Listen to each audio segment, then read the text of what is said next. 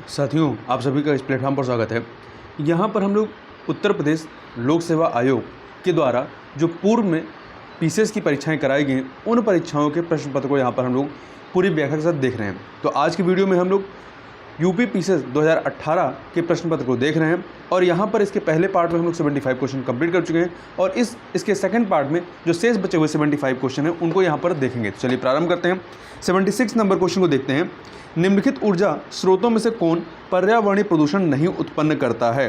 तो कौन सा नहीं करता है? सौर ऊर्जा जो है ये नहीं करता है। विज्ञान संबंधित प्रश्नों को देखें। भौतिक विज्ञान का प्रश्न है, निम्नलिखित में से किसका आविष्कार विल्हेल्म रॉन्टजेन द्वारा किया गया था? एक्सरे मशीन का आविष्कार इनके द्वारा किया गया था। वर्ष 1901 में जब नोबेल पुरस्कार की शुरुआत हुई तो भौतिकी का पहला नोबेल पुरस्कार इसी आविष्कार हेतु रॉन्टजेन को दिया गया था। ये जर्मन वैज्ञानिक थे। आगे चलते हैं। निम्नलिखित विद्युत चुंबकीय विकिरणों में से किसकी ऊर्जा जो है अधिकतम होती है? तो किसकी ऊर्जा अधिकतम होती है? तो एक्स किरणों की ऊर्जा जो होती है ये अधिकतम होती है। देखिए, ऊर्जा के संदर्भ में विभिन्न विद्युत चुंबकीय विकिरणों का क्रम जो है वो निम्नवत होता है, जैसे रेडियो तरंग, माइक्रोवेव, अवरक्त विकिरण, दृश्य प्रकाश, परावैंगनिक किरणें, एक्स किरणें, गामा किरणें।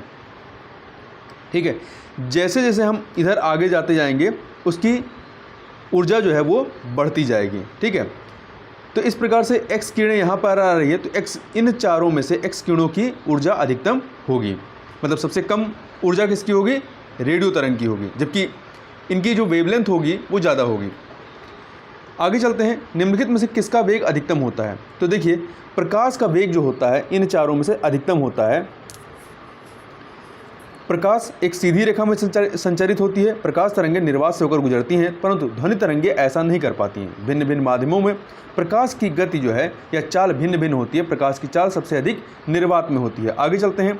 अगला है, ध्वनि का वेग अधिकतम होगा। कब होगा ध्वनि का वेग अधिकतम? इस्पात में जो है अधिकतम होगा। ध्वनि की चाल उस माध्यम की प्रकृति पर निर्भर करती है जिसमें होकर के वह गमन करती है। ध्वनि की चाल भिन्न भिन्न माध्यमों में भिन्न भिन्न होती है। गैसों में ध्वनि अत्यंत धीमी गति से, द्रवों में तीव्र गति से और ठोसों में तीव्रतम गति से गमन करती है। ध्वनि निर्वात में गमन नहीं कर सकती है। ध्वनि वायु की अपेक्षा स्टील में लगभग 15 गुना तीव्र गति से गमन कर सकती है। आगे चलते हैं। आइंस्टाइन को निम्न से उनके किस सिद्धांत के लिए नोबेल पुरस्कार दिया गया था? तो प्रकाश विद्युत के सिद्धांत के लिए इनको दिया गया था। 1879 ईस्वी में जर्मनी में जन्मे अल्बर्ट आइंस्टाइन को प्रकाश वैद्युत प्रभाव की व्याख्या एवं इसके नियम के आविष्कार का श्रेय प्राप्त है। इस कार्य के लिए इन्हें वर्ष 1921 में भौतिकी का नोबेल पुरस्कार दिया गया था। आगे चलते हैं। केमिस्ट्री के प्रश्न को देखते हैं। निम्नलिखित तत्वों में से कौन सा अर्धचालक है? तो सिलिकॉन जो है ये आपका अर्धचालक होता है। कुछ ऐसे पदार्थ जिनकी विद्युत चालकता अर्धचालकों या अचालकों की अपेक्षा बहुत अधिक परंतु चालकों की अपेक्षा बहुत कम होती है, उन्हें अर्धचालक कहते हैं, जैसे कि सिलिकॉन है, जर्मेनियम है, इत्यादि हैं। आगे चलते हैं क्वेश्चन नंबर 83 पर। देखिए, ग्राफीन होता है क्या? ग्राफीन जो है आपका कार्बन का नैनो प्रतिरूप है। ठीक है। अगला है, डीएनए की द्विकुंडलिनी संरचना किसके द्वारा दी गई थी? वाटसन तथा क्रिक के द्वारा। James Watson, Francis Crick, MHF Wilkinson तथा फ्रैंकलिन नामक वैज्ञानिकों ने एक्सरे विश्लेषण द्वारा डीएनए की द्विकुंडलिनी संरचना प्रस्तुत किया था। इसके अनुसार एक सीढ़ी की भांति डीएनए का अणु जो है सीधा नहीं होता, बल्कि सर्पिलाकार सीढ़ी सदृश अर्थात द्विकुंडलिनीय डबल हेलिकल होता है। एक डीएनए कुंडली में एक पूरा घुमाव जो होता है वो 3.4 नैनोमीटर लंबा होता है। इस पूरे घुमाव में 10 क्षारक युग्म होते हैं तथा प्रत्येक क्षारक युग्म परस्पर जो होता है 0.34 नैनोमीटर की दूरी पर होता है। द्विकुंडलित डीएनए अणु का व्यास 2 नैनोमीटर या 20 एंगस्ट्रॉम होता है। आगे चलते हैं। निम्नलिखित में से कौन सा विटामिन सी का सबसे अच्छा स्रोत है? तो विटामिन सी का सबसे अच्छा स्रोत क्या है? आंवला है। इसका वैज्ञानिक नाम क्या होता है या रासायनिक नाम? एस्कॉर्बिक अम्ल होता है विटामिन सी का। इसका सबसे उत्तम स्रोत जो है आंवला है। इसके अलावा यह अन्य खट्टे फलों जैसे कि नींबू, संतरा, मौसमी आदि में भी प्रचुर मात्रा में पाया जाता है। इसका प्रमुख कार्य उत्तकों में कोशिकाओं को परस्पर बांधे रखने वाले अंतर कोशिकाओं पदार्थ के मैट्रिक्स, कोलेजन तंतुओं तथा दांतों के डेंटिन के निर्माण को सामान्य अवस्था में बनाए रखने का है। यह जल में घुलनशील होता है। इसकी कमी से शरीर में स्कर्वी रोग हो जाता है। आगे चलते हैं। राज्य व्यवस्था से संबंधित प्रश्नों को देखते हैं। भारत के संविधान की प्रस्तावना में कितने प्रकार का न्याय, स्वतंत्रता, समानता तथा भ्रातृत्व का उसी क्रम में उल्लेख किया गया है। देखिए इसमें जो है आपका प्रस्तावना में देखेंगे तो 3 प्रकार के न्याय की, 5 प्रकार की स्वतंत्रता की, 2 प्रकार की समानता और 1 प्रकार की भ्रातृत्व की बात की गई है। देखिए 3 प्रकार के न्याय कौन से हैं? सामाजिक न्याय, सामाजिक, आर्थिक और राजनीतिक न्याय। 5 प्रकार की स्वतंत्रता कौन सी है? तो विचार, अव्यक्ति, विश्वास, धर्म और उपासना। 2 प्रकार की समानता कौन सी है? प्रतिष्ठा और अवसर की। और 1 प्रकार की बंधुता की या भ्रातृत्व की बात की गई है। आगे चलते हैं। 2017 के राष्ट्रपति चुनाव में यूपी के उम्मीदवार कौन थे? तो ये थे यूपीए की उम्मीदवार कौन थी? सुश्री मीरा कुमार थी। ठीक है। और वर्तमान जो श्री कोविंद या रामनाथ कोविंद जी हैं, ये इनके अपोनेंट थे और इन्होंने चुनाव जीता था और वर्तमान में यही राष्ट्रपति भी हैं। आगे चलते हैं। नीति आयोग का प्रथम उपाध्यक्ष या उपसभापति कौन थे? तो ये थे अरविंद पनगड़िया। कौन थे? अरविंद पनगड़िया थे। आगे चलते हैं। निम्नलिखित में से कौन सा भारत में भाषा के आधार पर बना पहला राज्य था? तो ये आपका आंध्र प्रदेश था। कौन सा था? आंध्र प्रदेश था। भारत में भाषा के आधार पर सर्वप्रथम आंध्र प्रदेश का पृथक राज्य के रूप में सृजन वर्ष 1953 में 1953 में हुआ था। राज्य पुनर्गठन अधिनियम 1956 द्वारा भाषाई आधार पर राज्यों का पुनर्गठन वर्ष 1956 में किया गया था। आगे देखते हैं। निम्नलिखित में से कौन एक संविधानेतर संस्था है? तो देखिए इसमें संघ लोक सेवा आयोग, वित्त आयोग, निर्वाचन आयोग ये संवैधानिक संस्थाएं हैं, परंतु नीति आयोग जो है संविधानेतर संस्था है। इसकी स्थापना 1 जनवरी 2015 को केंद्रीय मंत्रिमंडल के एक संकल्प द्वारा की गई थी, जबकि संघ लोक सेवा आयोग अनुच्छेद 315 में है, वित्त आयोग 280 में है, निर्वाचन आयोग 324 में है। आगे चलते हैं। अगले प्रश्न क्वेश्चन नंबर 91 को देखते हैं। सरकारीय आयोग की संस्तुतियाँ निम्नलिखित में से किससे संबंधित हैं? तो ये केंद्र राज्य संबंध से संबंधित हैं। केंद्र राज्य संबंधों पर विचार करने तथा उनको सुदृढ़ करने हेतु सुझाव देने के लिए न्यायमूर्ति R.S. सरकारिया की अध्यक्षता में जून 1983 में एक आयोग का गठन किया गया था। B. शिव रामन तथा S.R. सेन इसके 2 अन्य सदस्य थे, मतलब कुल 3 सदस्य थे इसमें। इस आयोग ने जनवरी 1988 में अपनी रिपोर्ट प्रस्तुत की थी। सर्वप्रथम संसदात्मक सरकार किस देश में आरंभ की गई थी? तो ये आरंभ की गई थी ग्रेट ब्रिटेन या यूके में। आगे चलते हैं। अगला है निम्नलिखित में से किसके संबंध में राज्यसभा का अनन्य अधिकार है? तो देखिए एक नई अखिल भारतीय सेवा के सृजन हेतु जो है राज्यसभा का जो है अनन्य अधिकार है। भारतीय संविधान के अनुच्छेद 312 के तहत एक नई अखिल भारतीय सेवा के सृजन हेतु संस्तुति करना राज्यसभा का अनन्य अधिकार है। इस अनुच्छेद के अनुसार राज्यसभा अखिल भारतीय सेवाओं, जिसमें न्यायिक सेवा भी शामिल है, के लिए उपस्थित और मत देने वाले 2/3 सदस्यों के संकल्प से पारित कर दे तो संसद ऐसी सेवा या सेवाओं की स्थापना कर सकेगी। जबकि राष्ट्रपति को अपदस्थ करने हेतु कार्रवाई प्रारंभ करना तथा सर्वोच्च न्यायालय के न्यायाधीशों को अपदस्थ करने हेतु कार्रवाई करना राज्यसभा का अनन्य अधिकार नहीं है। भारत के संविधान के किस भाग में हम नागरिकता से संबंधित प्रावधानों को पाते हैं? तो ये नागरिकता से संबंधित प्रावधान जो है वो भाग 2 में है। ठीक है। भाग 2 के तहत अनुच्छेद 15 से लेकर अनुच्छेद 11 तक। आगे देखते हैं। भारतीय संविधान में भारत की आधिकारिक भाषा से जुड़े प्रावधानों में संसद संशोधन कर सकती है। किस प्रकार से कर सकती है? तो इसमें चारों ऑप्शन दिए गए हैं, चारों के चारों सही नहीं है कि अपने सदस्यों के साधारण बहुमत द्वारा, 2/3 बहुमत द्वारा या 3/4 बहुमत द्वारा या अपने 1/3 या 1/3 सदस्यों के समर्थन के द्वारा। क्योंकि यहाँ पर जो प्रश्न है उस प्रश्न की भाषा ही जो है वो सही नहीं है, जबकि इसका उत्तर जो आयोग ने माना है वो माना है अपने सदस्यों के साधारण बहुमत द्वारा। ठीक है। भारतीय संविधान में भारत की आधिकारिक भाषा से जुड़े प्रावधानों में संसद संशोधन कर सकती है। इसका उत्तर आयोग ने जो है ए माना है, अपने सदस्यों के साधारण बहुमत द्वारा। यदि यही प्रश्न फिर से पूछा जाए तो आप भी ए ही लगा करके आइएगा। इसमें हिंदी और इंग्लिश का जो वर्जन है उसमें कन्फ्यूजन हुआ है। आगे चलते हैं। क्वेश्चन नंबर 96 को देखते हैं। देखिए बिना अनुमति के कितने दिन संसद से अनुपस्थित रहने पर किसी सांसद को अयोग्य घोषित किया जा सकता है? 60 दिन तक। भारतीय संविधान के अनुच्छेद 101 के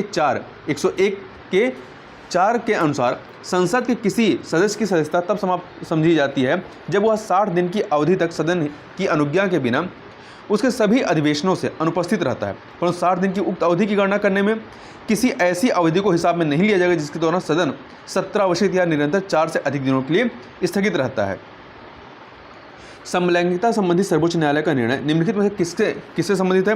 तो ये जो है आपका भारतीय दंड संहिता की धारा 377 से संबंधित है।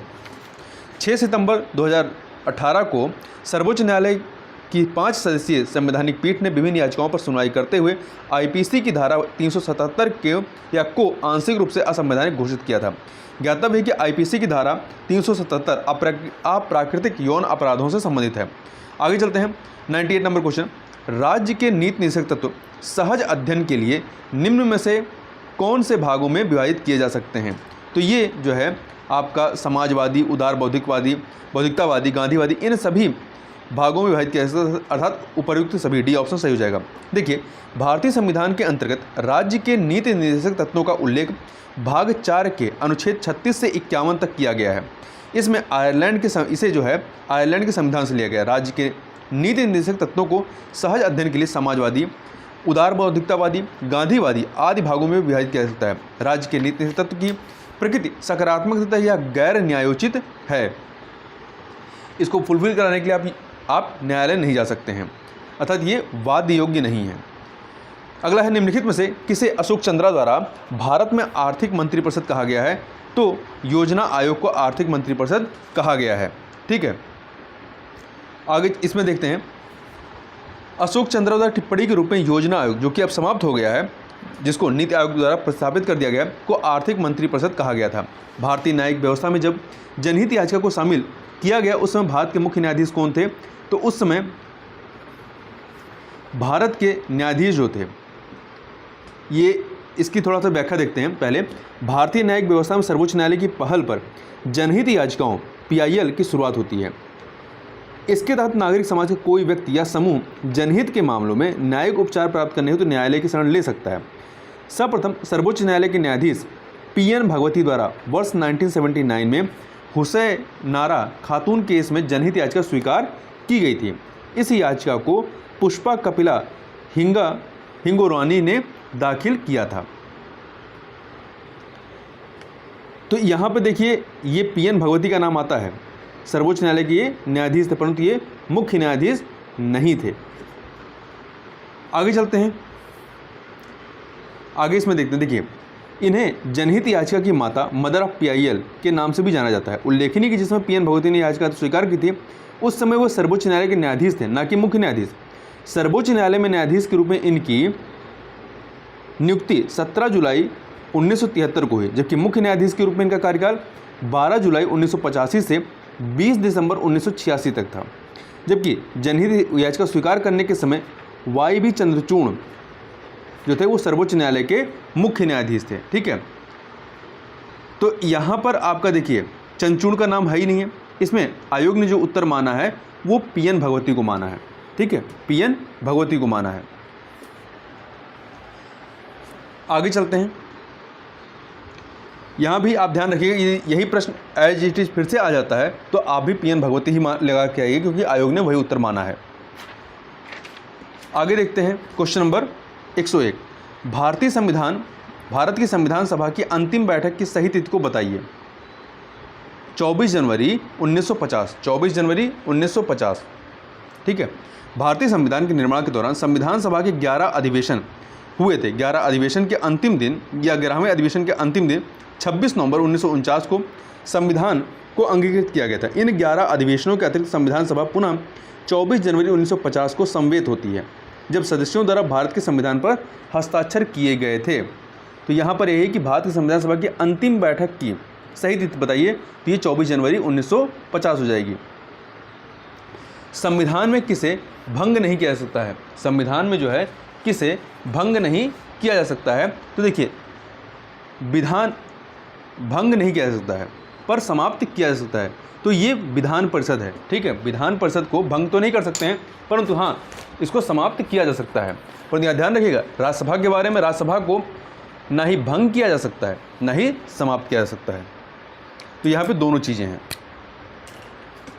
अब चलते हैं 103 नंबर क्वेश्चन को देखते हैं। 103 नंबर क्वेश्चन को यहाँ थोड़ा सा व्याख्या पहले देख लेते हैं। देखिए, भारतीय संविधान के अनुच्छेद 169 के अनुसार संसद विधि द्वारा किसी राज्य में विधान परिषद के उत्साधन या सृजन के लिए उपबंध कर सकेगी यदि उस राज्य की विधानसभा ने इस आशय का संकल्प विधानसभा की कुल सदस्य संख्या के बहुमत द्वारा तथा उपस्थित और मत देने वाले सदस्यों की संख्या के कम से कम 2/3 द्वारा पारित कर दिया है। विधान परिषद एक स्थायी सदन है, यह भंग नहीं की जा सकती, हालांकि इसके सदस्यों का कार्यकाल 6 वर्ष होता है। अतः स्पष्ट है कि विधान परिषद को भंग नहीं किया जा सकता, लेकिन इसे समाप्त या उत्साधन किया जा सकता है। इसके अतिरिक्त लोकसभा तथा विधानसभा दोनों अस्थायी सदन ये भंग किए जा सकते हैं। वहीं राज्यसभा एक स्थायी सदन है, इसे भी विधान परिषद की भांति भंग नहीं किया जा सकता, लेकिन इसको समाप्त किए जाने का प्रावधान संविधान में उल्लिखित नहीं है। आगे चलते हैं। भारत सरकार द्वारा महिला एवं बाल विकास के लिए स्वतंत्र मंत्रालय कब स्थापित किया गया? तो देखिए, महिला एवं बाल विकास विभाग वर्ष 1985 से जनवरी 2006 तक भारत सरकार के मानव संसाधन विकास मंत्रालय के अधीन एक विभाग था। तो पूछा गया है कि भारत सरकार द्वारा महिला एवं बाल विकास के लिए स्वतंत्र मंत्रालय कब स्थापित किया गया था? 30 जनवरी 2006 से यह विभाग जो है महिला एवं बाल विकास मंत्रालय नामक एक पृथक मंत्रालय के रूप में गठित हुआ, जो कि ऑप्शन में 2006 है ही नहीं। ठीक है, तो उत्तर प्रदेश लोकसभा आयोग ने इस प्रश्न को मूल्यांकन से बाहर कर दिया था। आगे चलते हैं। लोकसभा में केंद्र शासित प्रदेशों या केंद्र शासित क्षेत्रों का सर्वाधिक प्रतिनिधित्व जो है कितना हो सकता है? तो ये कितना हो सकता है? 20 हो सकता है, बी ऑप्शन। भारतीय संविधान के अनुच्छेद 81 में लोकसभा की संरचना का प्रावधान किया गया। लोकसभा के सदस्यों की अधिकतम संख्या 552 हो सकती है। इसमें 530 सदस्यों का राज्यों से तथा 20 संघ शासित प्रदेशों से निर्वाचित होना निर्धारित है, जबकि 2 सदस्यों का राष्ट्रपति द्वारा आंग्ल भारतीय समुदाय से मनोनीत किए जाने का प्रावधान था, ध्यान रखिएगा। अब इसे हटा दिया गया था। वर्तमान में 543 सदस्यों में से 524 सदस्य जो हैं वो राज्यों से, जबकि 19 सदस्य केंद्र शासित प्रदेशों से निर्वाचित हैं। इतने हैं। 104वें संविधान संशोधन अधिनियम 2019 के तहत अनुच्छेद 334 में संशोधन द्वारा लोकसभा एवं राज्य विधानसभाओं में आंग्ल भारतीय समुदाय के सदस्यों को नाम निर्देशित करने की व्यवस्था को समाप्त कर दिया गया है। अर्थव्यवस्था के प्रश्न को देखें तो देखिए, यहाँ पर जो प्रश्न पूछा गया कि 4 जुलाई 2018 से धान का प्रति कुंतल न्यूनतम समर्थित मूल्य MSP 2018-19 के दौरान कितना रहा है? तो चूँकि ये पुराना है तो हम लेटेस्ट यहाँ पर देख लेते हैं। यहाँ पर दिया गया है कि 9 जून 2021 को जारी न्यूनतम समर्थन मूल्य 2021-22 है। तो धान जो सामान्य हो, धान ग्रेड ए, सामान्य धान का 1940 तथा ग्रेड ए का जो है 1960 रुपये घोषित किया गया है। आगे चलते हैं। जनसंख्या की प्राकृतिक वृद्धि दर में किसका वृद्धि निम्न से किसका परिणाम है? तो ये किसका परिणाम है? तो ये जो है आपका अशोधित जन्म दर और अशोधित मृत्यु दर का परिणाम है। ठीक है, तो ये आपका, एक सेकेंड, हाँ, यहाँ पर एक सेकेंड देखिए, यहाँ पर आप आगे पहले देख लेते हैं। यहाँ पर जो डी ऑप्शन है, ए और बी, ये सही हो जाएगा।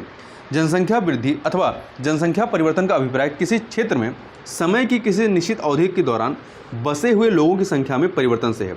यह परिवर्तन धनात्मक या ऋणात्मक दोनों हो सकता है। इसे निरपेक्ष संख्या अथवा प्रतिशत के रूप में अभिव्यक्त किया जा सकता है। जनसंख्या परिवर्तन किसी क्षेत्र की आर्थिक प्रगति, सामाजिक उत्थान, ऐतिहासिक और सांस्कृतिक पृष्ठभूमि का महत्वपूर्ण सूचक होता है। जनसंख्या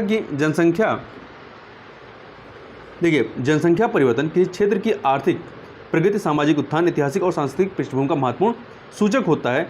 जनसंख्या की प्राकृतिक वृद्धि किसी क्षेत्र विशेष में 2 समय अंतरालों में जन्म और मृत्यु के अंतर से बढ़ने वाली जनसंख्या को उस क्षेत्र की प्राकृतिक वृद्धि कहते हैं। जनसंख्या की प्राकृतिक वृद्धि जन्म और मृत्यु का अंतर होता है। अगला है, निम्न में से किसके द्वारा मानव विकास सूचकांक सर्वप्रथम विकसित किया गया था? UNDP के द्वारा, यूनाइटेड नेशन डेवलपमेंट प्रोग्राम के द्वारा वर्ष 1990 से ही वार्षिक आधार पर मानव विकास सूचकांक प्रकाशित किया जा रहा है। आगे चलते हैं। निम्नलिखित में से कौन भारत में ग्रामीण रोजगार का सबसे बड़ा कार्यक्रम है? तो मनरेगा जो है ये ग्रामीण रोजगार का सबसे बड़ा कार्यक्रम है। आगे चलते हैं। निम्नलिखित में से कौन लॉरेंज वक्र द्वारा मापा जाता है? तो जो आय की विषमता होती है इसे लॉरेंज वक्र से मापते हैं। लॉरेंज वक्र का प्रतिपादन अमेरिकी अर्थ सांख्यिकीकार डॉक्टर मैक्स ओ लॉरेंज ने धन और आय की विषमता का अध्ययन करने के लिए किया था।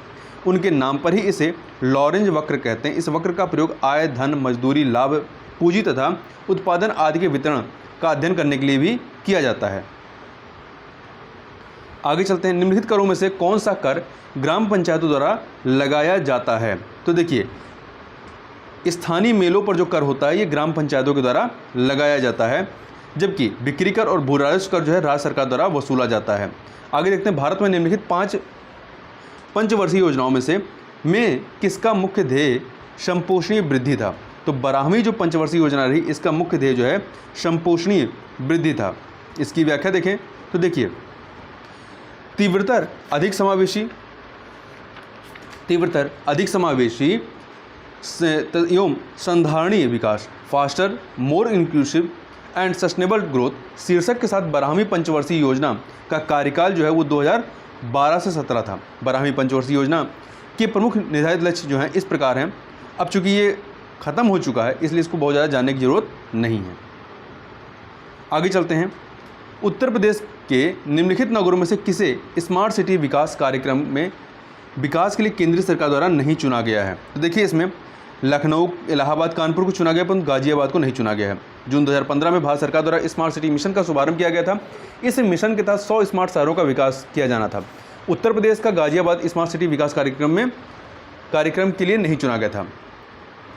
ध्यान रखिएगा, उत्तर प्रदेश के कुल 10 शहर जो हैं वो स्मार्ट सिटी कार्यक्रम में शामिल हैं। आगे चलते हैं, भारत में नगरीय क्षेत्रों में बीपीएल परिवारों की पहचान के लिए निम्नलिखित में से कौन सी समिति गठित की गई थी?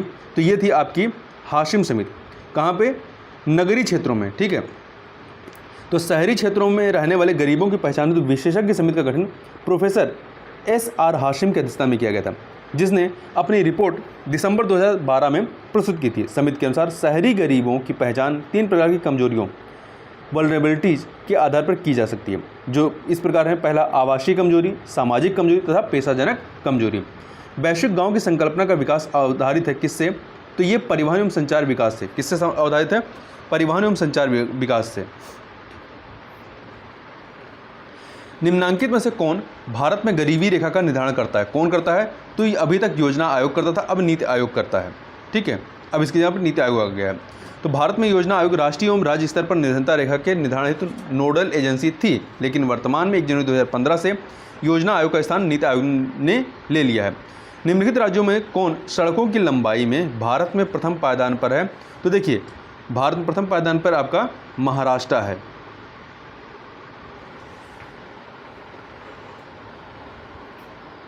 यहाँ आंकड़े भी देख सकते हैं, यहाँ पर 31 मार्च 2018 तक का है। तो ध्यान रखिएगा, महाराष्ट्र नंबर 1 पे, उत्तर प्रदेश दूसरे पे, तीसरे पे राजस्थान, चौथे पे मध्य प्रदेश। आगे चलते हैं, भारत में प्रत्यक्ष कर कोड निम्नलिखित में से किससे संबंधित है? तो ये जो है आपका आयकर से किससे संबंधित है? डायरेक्ट, ये जो DTC है या प्रत्यक्ष कर code, DTC direct tax code, ये आयकर या प्रत्यक्ष करों से संबंधित है। यह प्रत्यक्ष कर कानूनों को सरल बनाने के लिए भारत सरकार का एक प्रयास है। इस कोड के माध्यम से प्रत्यक्ष कर कानूनों की संरचना को एक ही कानून के दायरे में संशोधित, समेकित करते हुए सरलीकृत किए जाने का प्रावधान है। यह कोड लागू होने पर आयकर अधिनियम 1961 तथा अन्य कर कानूनों जैसे संपत्ति कर अधिनियम 1957 आदि को प्रतिस्थापित करेगा। आगे चलते हैं, भारत सरकार द्वारा घोषित ABC इंडेक्स निम्नलिखित में से किससे संबंधित है? तो ये जो स्वास्थ्य से, किससे? हेल्थ से संबंधित है। ABC इंडेक्स का पूर्ण रूप क्या है? Achievements of babies and children index. यह सूचकांक बाल स्वास्थ्य से संबंधित 4 संकेतकों पर आधारित है। ये 4 संकेतक कौन से? पोषण, उत्तरजीविता, शिक्षा तथा टीकाकरण। पोषण, उत्तरजीविता, शिक्षा तथा टीकाकरण। आगे चलते हैं, जनसंख्या और नगरीकरण से संबंधित प्रश्नों को देखते हैं। तो निम्नलिखित राज्यों में से कौन आर्थिक दृष्टि से सबसे ऊपर लेकिन लिंगानुपात के आधार पर सबसे नीचे है? तो कौन सा है? हरियाणा है, ठीक है, हरियाणा है, जहां का लिंगानुपात 879 है। अगला प्रश्न है, राष्ट्रीय परिवार स्वास्थ्य सर्वेक्षण NFHS 2015-16 के अनुसार वर्तमान भारत की कुल प्रजनन दर कितनी है? तो ये है आपकी 2.2 है, 2.2 है। ये जब प्रश्न पूछा गया था तब, ठीक है।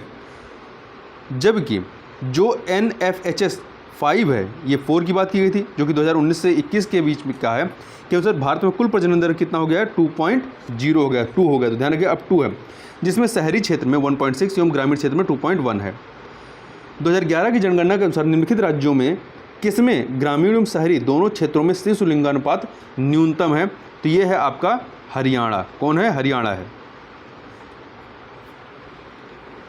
आगे देखते हैं, 2011 की जनगणना के अनुसार निम्नलिखित राज्यों में किसकी ग्रामीण जनसंख्या सर्वाधिक है?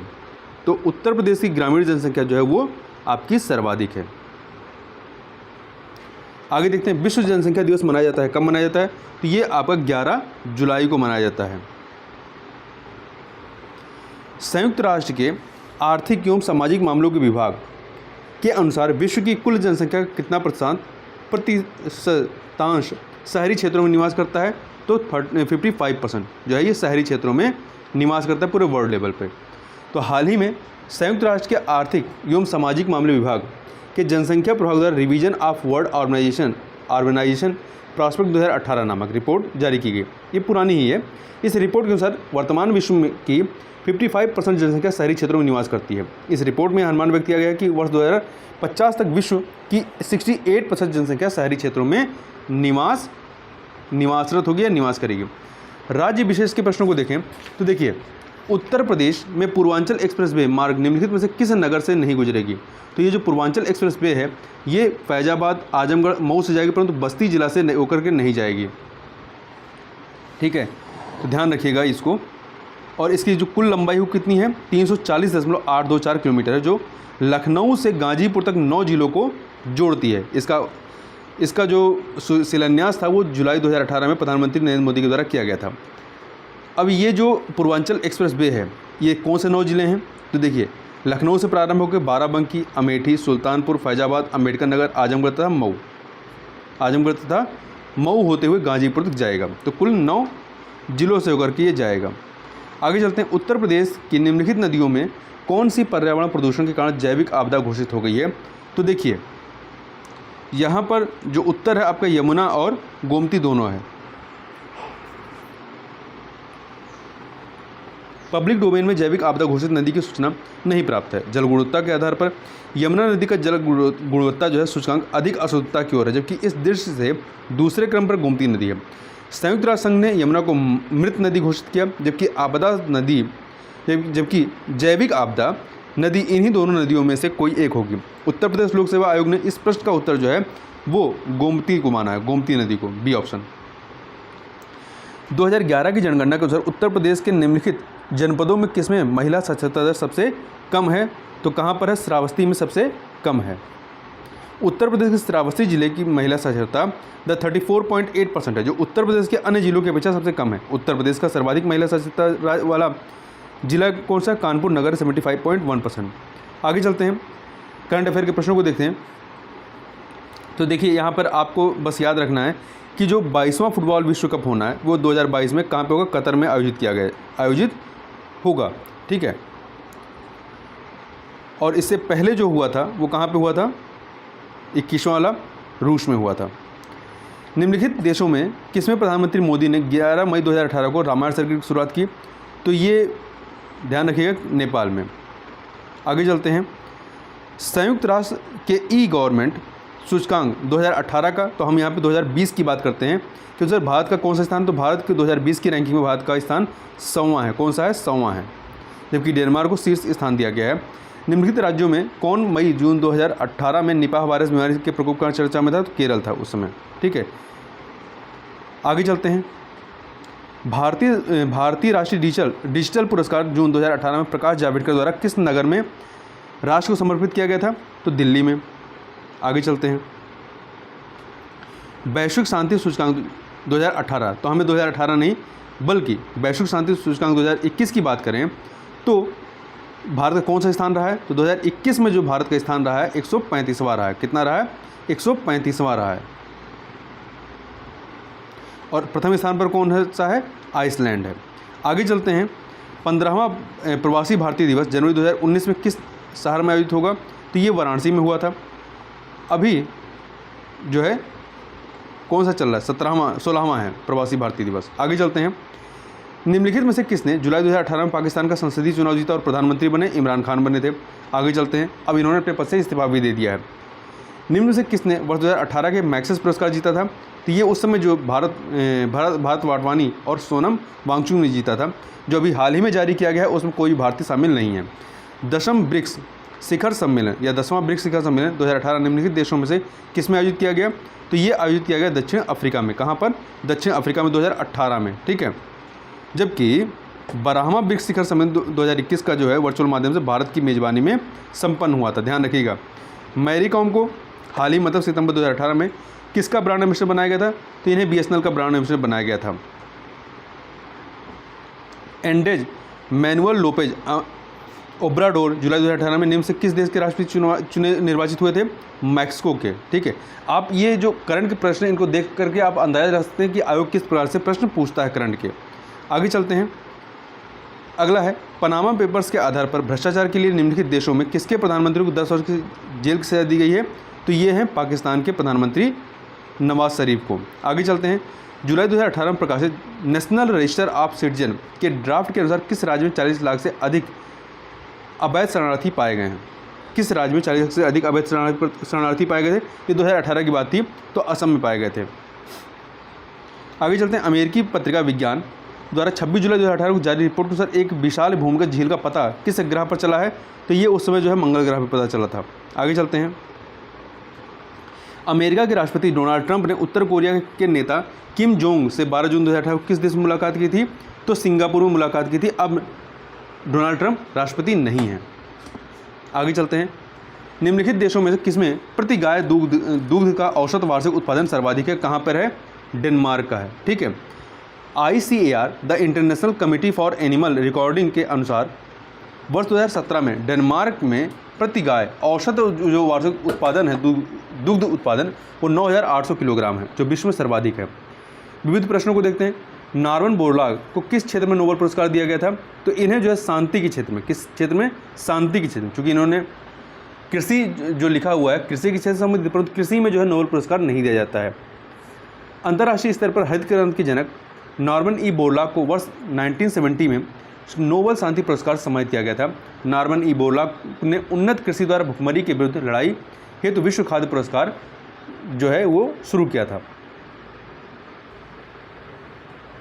आगे चलते हैं। निम्नलिखित में से किसे JB नार्लिकर के अनुसार अभी तक विज्ञान नहीं माना जाता है? तो ज्योतिषी को नहीं माना जाता, ज्योतिष को नहीं माना जाता, ठीक है। ढींग एक्सप्रेस क्या है? तो उस समय जो है हिमा दास चर्चा में थी, तो हिमा दास का मुंह बोला नाम रहा है। आगे देखते हैं question number 148। Supersonic cruise missile BrahMos निम्न से किसका एक संयुक्त उपक्रम है? तो जो सुपरसोनिक क्रूज मिसाइल ब्रह्मोस में ये भारत था, रूस का है। देखिए, भारत की ब्रह्मपुत्र नदी और रूस की मस्को नदी के नाम पर रखा गया है। A brief history of time नामक पुस्तक किसने लिखी है? स्टीफन हॉकिंस द्वारा लिखी गई है। आगे देखते हैं। द एक्सीडेंटल प्राइम मिनिस्टर पुस्तक के लेखक कौन है? तो इसके लेखक जो हैं वो संजय बारू रहे हैं। कौन रहे? संजय बारू रहे हैं। तो देखिए, the accidental prime minister the making and unmaking of Manmohan Singh वर्ष 2014 में प्रकाशित एक पुस्तक है जिसके लेखक संजय बारू हैं।